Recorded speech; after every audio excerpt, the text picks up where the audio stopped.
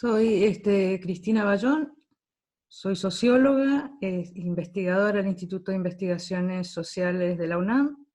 Durante este año estoy haciendo una estancia de investigación en el Instituto Gino Germani.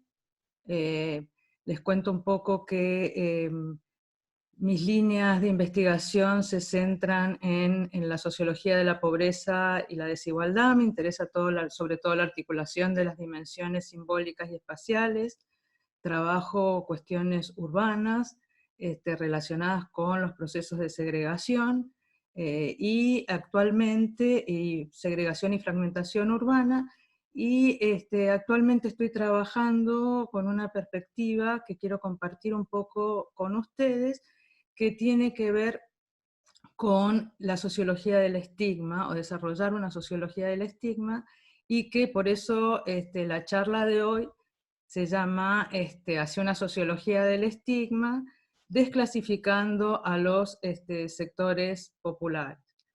Entonces, un poco lo que les quiero contar es sobre cuáles van a ser de alguna manera, los ejes de esta presentación y lo que quiero compartir con ustedes, y que tiene que ver un poco con de qué manera, ¿no?, las dimensiones, o discutir sobre las dimensiones materiales, simbólicas y relacionales que contribuyen a crear, mantener, reproducir y legitimar la pobreza y la desigualdad. Es decir, lo que estoy tratando de plantearles y lo que voy a proponerles durante toda esta charla es ir viendo cómo distintas dimensiones, porque justamente tanto la pobreza como la desigualdad son multidimensionales, y ver de qué manera estas distintas dimensiones se van articulando de manera tal que contribuyen a la legitimación de la desigualdad. Entonces, por un lado, lo que tenemos es que hay nuevos patrones de urbanización donde tenemos ciudades con profundos contrastes, ¿no? Esto tiene que ver un poco con la dimensión espacial, donde por un lado se produce la gentrificación de las zonas centrales de las ciudades y la emergencia de nuevas áreas residenciales de alta exclusividad. Bueno, en el caso de Argentina, en el caso lo podemos ver a través de los countries, en este caso, ¿no? Entonces, junto con esta emergencia de nuevas áreas residenciales de alta exclusividad, se expanden las periferias urbanas, y de manera las periferias pobres cada vez más alejadas, que concentran pobreza y desventajas. Entonces vemos un proceso, por un lado, entonces, de fragmentación urbana en islotes de alguna manera de riqueza, y grandes periferias donde se concentra la pobreza, o en ciertas áreas de la ciudad, como en el caso podríamos decir, en el caso de Buenos Aires, las villas que están en la ciudad o en áreas más o menos centrales de la ciudad. Por otro lado, junto con estos patrones de fragmentación urbana, tenemos el tema de la reemergencia en el escenario neoliberal de un discurso fuertemente criminalizador y culpabilizador de la pobreza. Entonces ahí vamos ya a las dimensiones más simbólicas de esta legitimación. Entonces tenemos fragmentación urbana por un lado, fragmentación en términos de segregación residencial. Por el otro lado tenemos un discurso en el contexto del neoliberalismo fuertemente criminalizador y culpabilizador de la pobreza y de los pobres, y a su vez hay una fuerte, junto con este discurso criminalizador, una fuerte estigmatización de las áreas donde residen los sectores más desfavorecidos o los grupos populares. Entonces lo que tenemos junto con esto es una sociabilidad, una manera de relación en las ciudades, que está dominada por la desconfianza, la estigmatización y el miedo al otro. Entonces, vamos viendo cómo estos procesos de fragmentación social afectan la sociabilidad. Entonces, lo que tenemos es que junto con esta fragmentación tenemos un proceso de segmentación educativa, segregación residencial y disparidad en los servicios de salud, en las calidades de los servicios de salud que se otorgan a unos y otros sectores sociales. Junto con esto se produce una homogeneidad social en los espacios de consumo y entretenimiento. Estos procesos lo que va produciendo es un distanciamiento entre los distintos grupos sociales o entre las distintas clases sociales, además ante la ausencia de experiencias sociales compartidas. Es decir, porque si tenemos escuelas para ricos y escuelas para pobres, áreas residenciales para unos y para otros, servicios públicos que usan unos y los otros no usan, lo que tenemos es que esto va erosionando de alguna manera la convivencia social, y lo vemos sobre todo en aquellos contextos con mayor desigualdad. Donde yo lo he trabajado particularmente es en la Ciudad de México, donde lo que tenemos son varias ciudades dentro de la misma ciudad, y muchas veces esas distintas ciudades no se tocan. Entonces, lo que se va generando en términos de patrones de sociabilidad es una suerte de, esta fragmentación conduce a lo que yo he llamado, y otros autores, una suerte de vidas paralelas. Otros autores hablan de mundos aislados, donde estas nuevas formas de interacción y sociabilidad están marcadas por digamos, el no reconocimiento, ¿no? Y el desencuentro en lugar del encuentro con los otros. Entonces, lo que vamos viendo es que hay una, no sé, esta es la idea, un poco la línea que quiero presentar hoy, o el argumento, es que se va dando una suerte de confluencia y complementariedad entre estos procesos de fragmentación social que tienen que ver con la cuestión residencial, con el acceso a a los servicios de salud, a los servicios educativos. Entonces, esta fragmentación social se complementa con un discurso neoliberal que despolitiza las raíces de la desigualdad, es decir, culpabiliza a los más desfavorecidos por su situación. Entonces, estos distintos elementos lo que donde nos va conduciendo es a una reconfiguración en los patrones de convivencia social.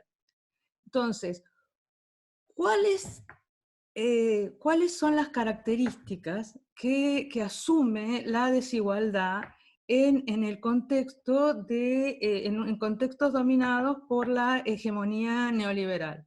Es decir, el discurso neoliberal es un modo de explicación sobre los problemas sociales, donde los problemas sociales son visualizados como problemas individuales. Es decir, donde los individuos son culpados por su situación, no solo culpados y culpabilizados y criminalizados. Entonces, lo que tenemos es que los grupos más desfavorecidos son culpabilizados por sus propias desventajas, por sus capacidades y sus cualidades morales.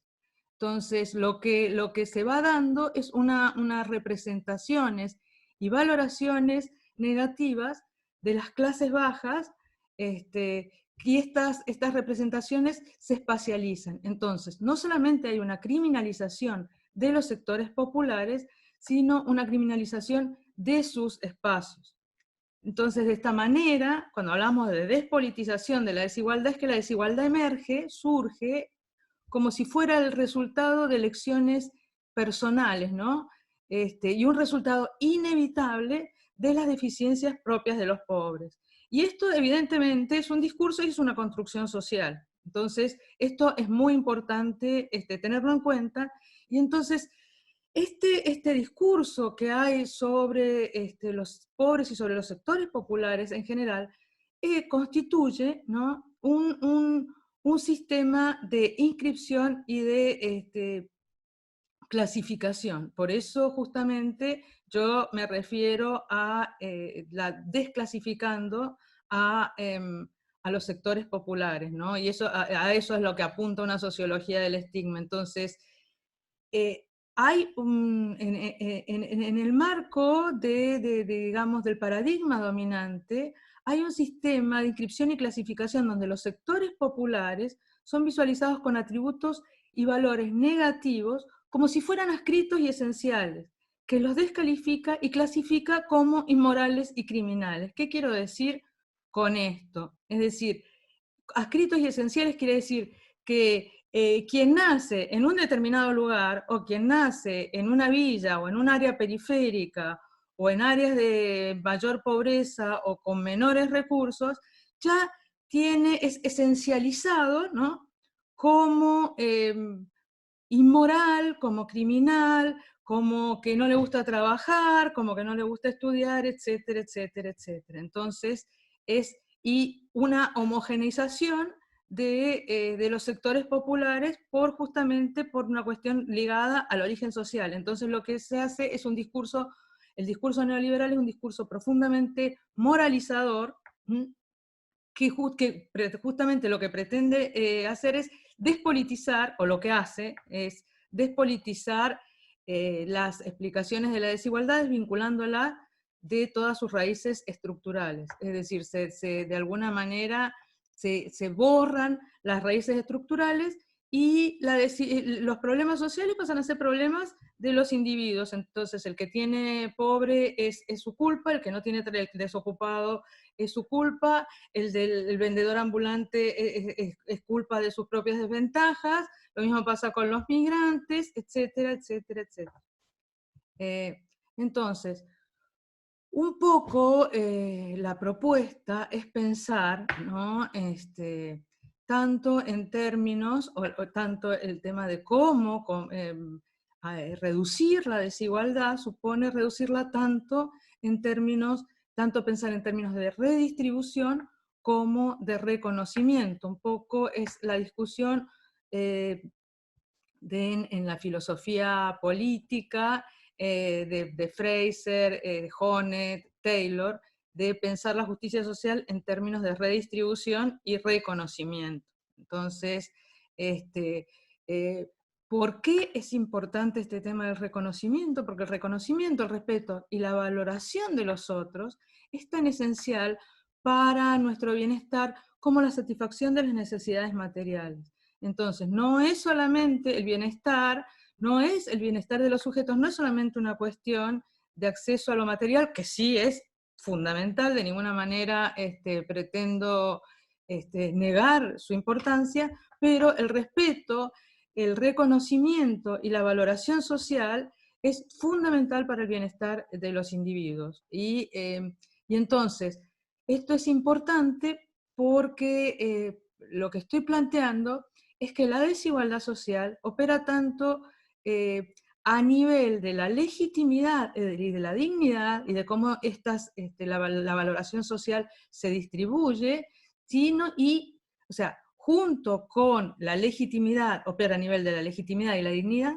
como la distribución de recursos materiales y sociales. Es decir, la desigualdad opera a los dos niveles. Es decir, no solamente esto supone que los recursos materiales y sociales están desigualmente distribuidos, sino también la valoración social de los distintos grupos sociales y sus estilos de vida. Entonces, esto nos lleva también a incorporar perspectivas de corte de tipo interseccional que nos permitan comprender las confluencias y contrastes también entre desigualdades de clase, de género, étnica y de capacidades. Y justamente de lo que se trata, o lo que les estoy proponiendo, es entender, ¿no?, de alguna manera cómo los estereotipos, los estigmas y prejuicios que se construyen en torno al otro operan. O sea, de qué manera son construidos, ¿no?, y cómo se expresan y reproducen estas desigualdades en el trato cotidiano. Entonces, esto es un elemento muy importante a tener en cuenta. Ahora bien, dicho esto, vamos a ir desmontando un poco por elementos lo que yo les planteaba. O sea, decíamos inicialmente que de lo que quería hablar es sobre, hacia una sociología del estigma, la desclasificación de los sectores populares, o desclasificando a los sectores populares. Primero, ¿qué es el estigma, no? O sea, entonces empecemos por ahí. El estigma es un atributo negativo y desacreditador que es relacional, ¿no? O sea, siempre se estigmatiza a alguien en relación a otro, ¿no? Y es dependiente del contexto. El atributo que estigmatiza a un individuo confirma la normalidad del otro. Es decir, si yo digo que el otro es, o sea, es sucio, es porque yo soy limpia. Quiere decir que si el otro es enfermo es porque yo soy sana, etc. Entonces, el estigma es una manera también de construir fronteras morales y distancias con respecto a los otros. Eso es lo que planteaba de alguna manera inicialmente Goffman con el concepto de estigma, en términos que es algo que se construye, construido socialmente, y además es relacional, ¿no? Es decir, el estigma se activa en la medida en que yo me relaciono con otros. Ahora bien, entonces, ¿qué es el estigma? Es una construcción social y una representación colectiva que supone varios componentes. Uno es el etiquetamiento y estereotipos negativos, otra es la separación entre nosotros y ellos, ¿no? O sea, entre nosotros y los otros. Por otro lado, supone una pérdida de estatus y discriminación en el marco de una relación de poder. Esto es muy importante que tengamos en cuenta el tema de que la estigmatización o los procesos de estigmatización suponen una relación de poder. No todos tienen el mismo poder de estigmatizar, que eso es lo que vamos a ver ahora. Y por el otro lado, el estigma, lo que hace con respecto a los grupos estigmatizados, es que limita el acceso a sus oportunidades. Ahora bien, decíamos el tema del poder porque el estigma, a su vez, y como diversos autores lo están desarrollando, lo han desarrollado recientemente, es una forma de poder. De hecho, hay autores como Lindsay Phelan que hablan del estigma power o el poder del estigma, ¿no? ¿Y qué es lo que supone el poder del estigma? Que tiene, por un lado, una dimensión micro y relacional de interacción cotidiana, que es la que planteaba Goffman, y por el otro lado, cuestiones estructurales sobre la función del estigma como forma de poder. ¿Qué es lo que dicen Link y Phelan con respecto a este concepto de poder del estigma o estigma power? Dice, quienes se estigmatizan tienen fuertes motivaciones para mantener a la gente abajo, adentro o fuera, a partir de procesos de denigración o clasificación negativa, que son indirectos, ampliamente efectivos y ocultos en circunstancias culturales normalizadas o naturalizadas en el sentido común. Eso es lo que plantean los autores Link y Phelan que proponen este concepto del poder del estigma. Es decir, que la estigmatización no es algo donde no existen relaciones de poder y donde no hay ningún tipo de objetivo de dejar a grupos afuera, como dicen los autores, abajo, adentro o afuera. Entonces, estas son cuestiones muy importantes a tener en cuenta. Y además, otro elemento en este sentido es que está ligado el estigma, y ahora vamos a ver por qué, decimos esto, a la gobernanza neoliberal. Es decir, forma parte de lo que supone pensar al neoliberalismo como un régimen disciplinario, porque vamos a ver cómo estos estigmas legitiman y se incrustan de alguna manera en las políticas de tipo punitivas hacia los sectores más desfavorecidos. Entonces, junto con esta, esta cuestión disciplinaria, ¿no? que estábamos planteando recién, perdón, hay otra cuestión importante que tiene que ver con la dimensión performativa. Es decir, el estigma tiene una importante dimensión performativa. ¿A qué me refiero con esto? Es que la clasificación y el etiquetamiento, ¿no? No tiene que ver solamente, no solamente afectan el trato hacia los sujetos estigmatizados, afectan el trato y las instituciones, porque se cristalizan en las instituciones, sino también los procesos de construcción identitaria de los sujetos estigmatizados. Es decir, el estigma opera simbólicamente en las interacciones cotidianas y está estructuralmente incrustado en los valores culturales, en las prácticas y en las instituciones sociales. Entonces, ¿qué es lo que pasa con esto? Que la clase, de alguna manera, la clase social se espacializa en barrios, escuelas, calles, áreas de la ciudad, centros, algunas áreas de centros comerciales, etc. Y se encarna en formas de vestir, de hablar, de comer, en la apariencia y con textura física, color de la piel, lugar de residencia.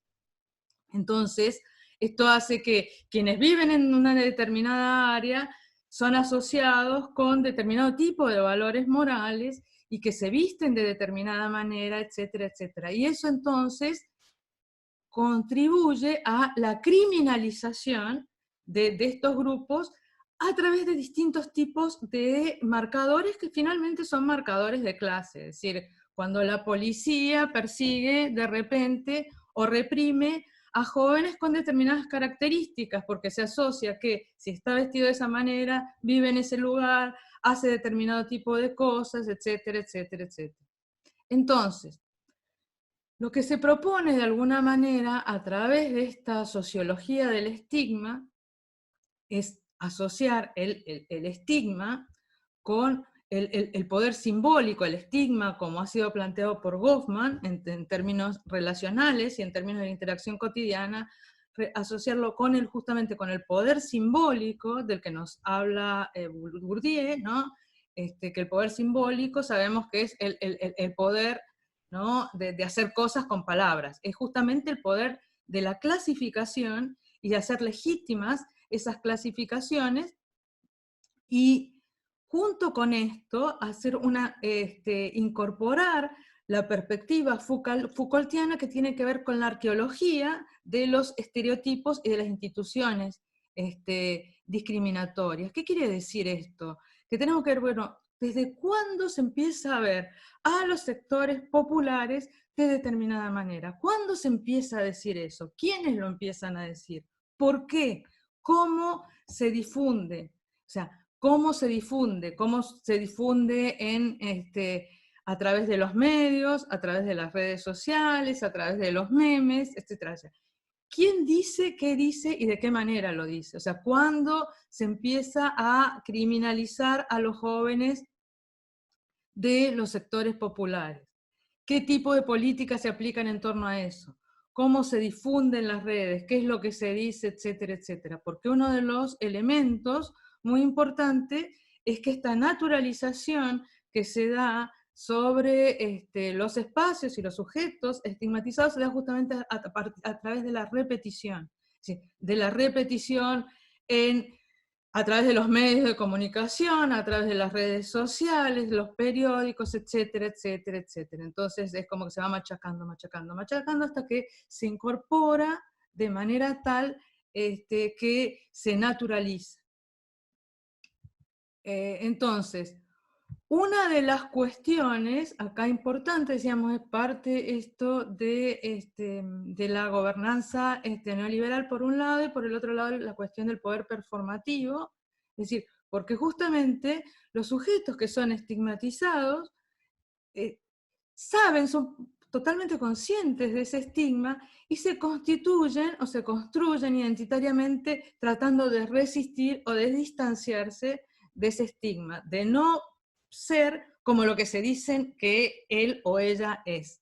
Entonces, uno se tiene que construir en base a decir, bueno, no, no soy criminal, no soy sucio, no soy vago, no soy, etcétera, etcétera, etcétera, ¿no? Entonces se tiene que demostrar que no se es todo lo que se dice que se es en esas áreas, en esas áreas periféricas o en esas escuelas demonizadas, etcétera, etcétera. Entonces, esto es muy importante en términos de el poder performativo que tiene. Entonces, por eso decíamos que el tema del respeto y el reconocimiento y la valoración social es profundamente relevante para el bienestar de los individuos.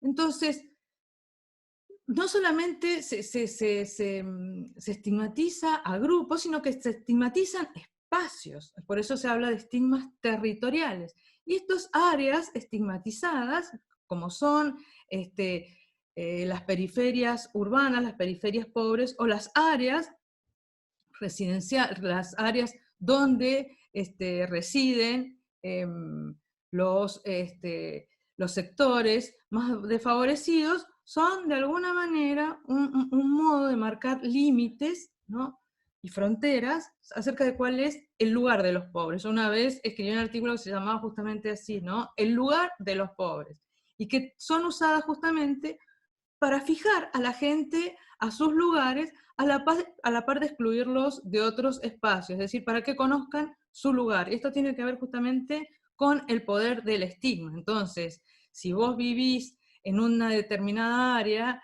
y vas a pedir trabajo y te dicen, no, no, ¿de dónde sos? ¿Dónde vivís? No, o sea, este trabajo no es para vos, o no podés entrar a un determinado centro comercial porque te miran mal, etcétera, etcétera. Entonces, es justamente, o sea, vos sos de ese lugar, ¿no? Entonces, esto es lo que justamente contribuye, y es para que se reconozca cuál es el lugar, ¿no? Por eso yo hablaba de el lugar de los pobres. ¿Y qué pasa con estas áreas? Con estas áreas que son áreas de la ciudad, de las ciudades, donde no se puede ir, ¿no? O sea, no vayas ahí porque te roban, te matan, te violan, etcétera, etcétera, ¿no? Entonces son los que en otros términos se llaman las no-go areas, o sea, las áreas a las que no se puede ir, o sea, esas áreas demonizadas de las ciudades, y son vistas como son construidas como espacios patológicos, disfuncionales, desintegrados, desorganizados, y donde en general no se hace referencia a los factores estructurales, ¿no? Digo, como por ejemplo, factores estructurales que tienen que ver con las políticas urbanas, con la provisión de agua potable, con el hecho de que hayan escuelas de calidad en estos barrios, con el tema del drenaje, el acceso a electricidad, etcétera, etcétera, etcétera, ¿no? Entonces, en general no se hace mención a a la precariedad de los trabajos, a los ingresos bajos, etcétera. Entonces, en general no se hace referencia a estos factores estructurales. Entonces, ¿por qué decíamos que la estigmatización de alguna manera está ligada a la gobernanza neoliberal? Esto lo podemos ver claramente en las ciudades, eh, y cómo la estigmatización es un instrumento de la política urbana. Es decir, el hecho de la demonización en muchos casos de las áreas de vivienda social, o de las periferias, o de las áreas de concentración de pobreza dentro en el centro de las ciudades, son visualizadas, por un lado, como generadoras de pobreza, entonces, y como generadoras de patologías sociales. Justamente, esta estigmatización territorial decimos que es un instrumento de la política urbana porque se construye como una herramienta para lograr consenso frente a políticas punitivas hacia los sectores más desfavorecidos, y distintos estudios dan cuenta en distintos contextos de las relaciones que hay entre, por ejemplo, los procesos de estigmatización territorial y la denigración territorial, y los procesos de gentrificación, o los procesos de de estigmatización territorial y la demolición de viviendas, la relocalización, los desalojos, etc. De alguna manera, estos procesos de estigmatización, por eso decimos que contribuyen a legitimar la desigualdad. Entonces, dentro de esto, hablábamos de desclasificación. Ese es justamente el desafío.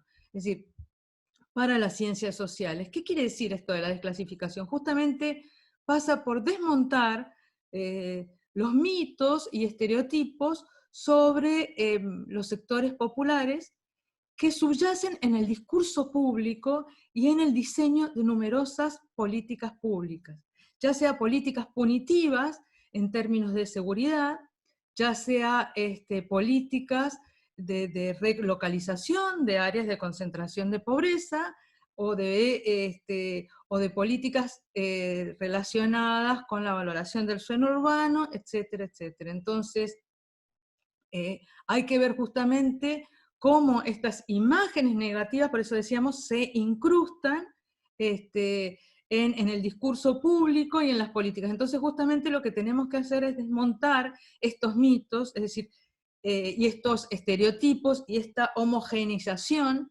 de los sectores populares, donde se atribuye características homogéneas a todos los residentes de determinadas áreas, y además, o sea, el problema no es, son homogéneas y son negativamente, o sea, homogéneas. Entonces, la otra cuestión a tener en cuenta dentro de este proceso de desclasificación es identificar cómo responden los sectores desfavorecidos al estigma y a la culpabilización. Entonces, es explorar y analizar las distintas formas de respuesta y de construcción identitaria.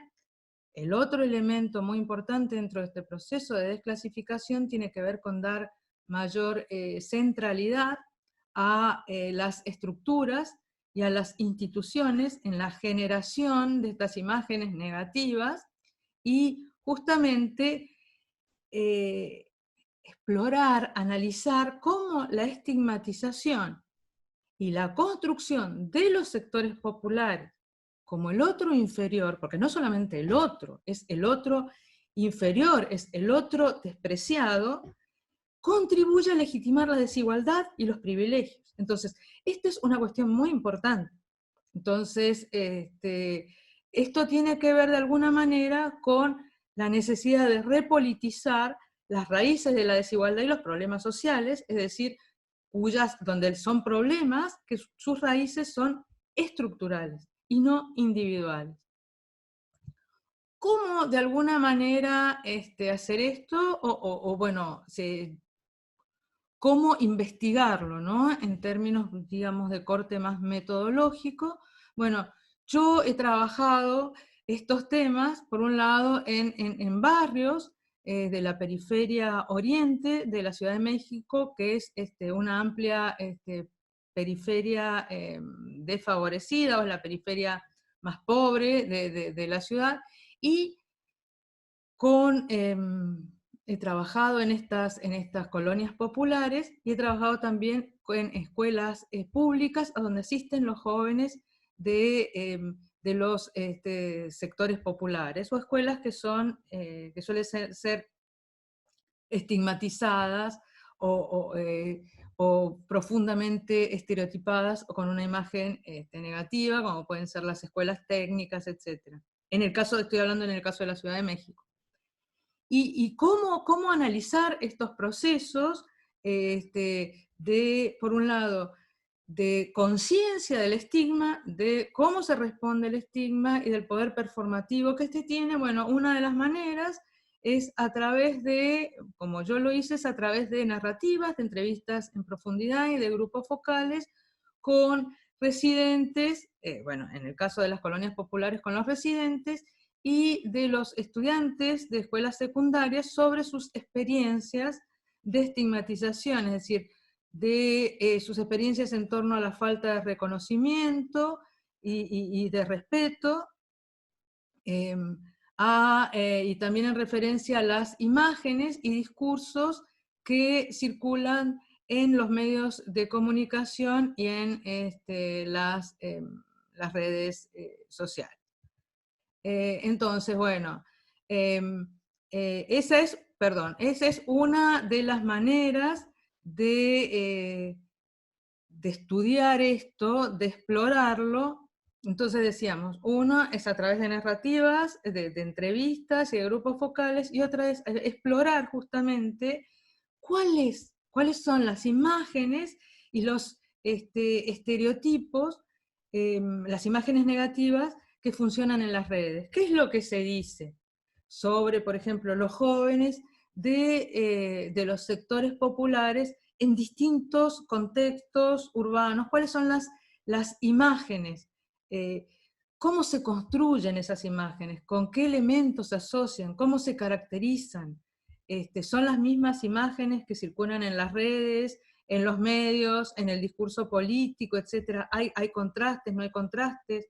¿A partir de qué elementos se construyen? Y cómo los sujetos responden justamente a esas imágenes.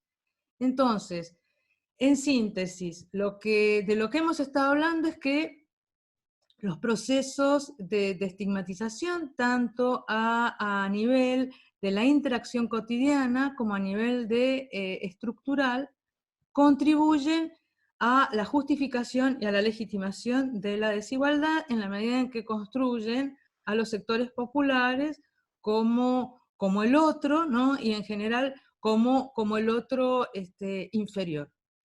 Y el otro demonizado, y el otro culpabilizado y criminalizado.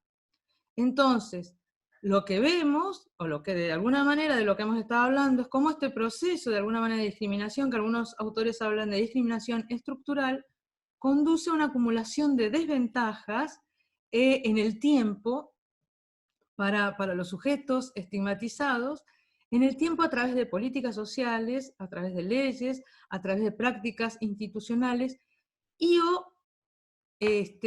también actitudes negativas en diversos contextos sociales eh, que, eh, que tienen que ver con la interacción cotidiana en la calle, con la interacción cotidiana en espacios públicos, con la interacción cotidiana en los medios de transporte, en los centros comerciales, etc. Entonces, de lo que se trata de alguna manera es,